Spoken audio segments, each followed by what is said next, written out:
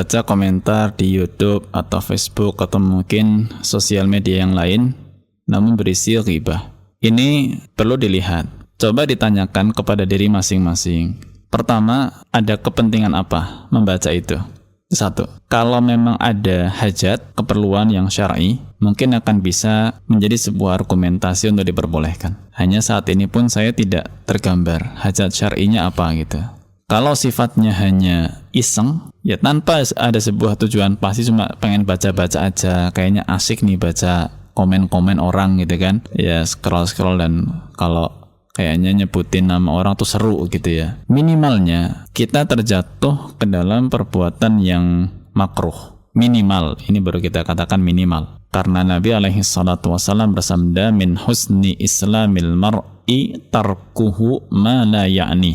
Di antara baiknya keislaman seseorang adalah dia meninggalkan sesuatu yang tidak penting.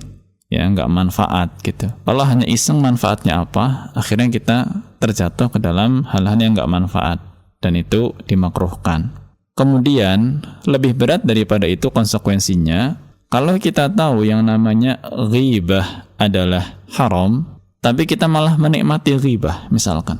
Sedangkan asalnya kita dalam perkara-perkara yang haram itu punya kewajiban untuk amar ma'ruf nahi mungkar. Sebagaimana Nabi alaihi salatu wasallam bersabda, "Man ra'a minkum munkaran falyughayyirhu biyadihi." Barang siapa di antara kalian melihat kemungkaran, maka rubahlah dengan tangannya. Fa illam yastati' fa bilisanihi. Jika tidak mampu dengan tangan, maka dengan lisannya. Fa illam yastati' fa biqalbihi. Kalau tidak mampu dengan lisan, maka dengan hatinya. Wa dzalika adhaful iman. Dan itu sudah selemah-lemahnya iman dalam hal ini. Nah, sekarang kita membaca postingan atau mungkin membaca komentar yang berisi ghibah. Kembali ditanyakan, hati kita nyaman atau tidak? Ya. Kalau hati kita nyaman membaca postingan tersebut, ini tanda tanya besar. Kemungkaran kok nyaman kita baca?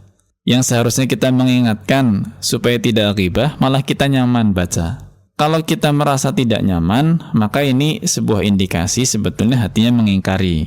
Maka kalau mengingkari, ya jangan dibaca. Gitu loh. Maka itu tadi kurang lebih gambaran perinciannya ya. Pertama tadi saya sampaikan, ada kebutuhan apa kita baca itu. Kalau tidak ada kebutuhan, maka minimalnya itu makruh. Dan yang makruh ini bisa menjadi lebih berat lagi kepada hukum yang haram, ketika pada akhirnya kita tidak mengingkarinya, bahkan dalam pengingkaran yang paling rendah sekalipun, yaitu pengingkaran dengan hati. Maka tentu dari semua gambaran tadi, menjauhi dan menghindarinya itu lebih utama dan lebih aman. Allahu a'lam bishawab.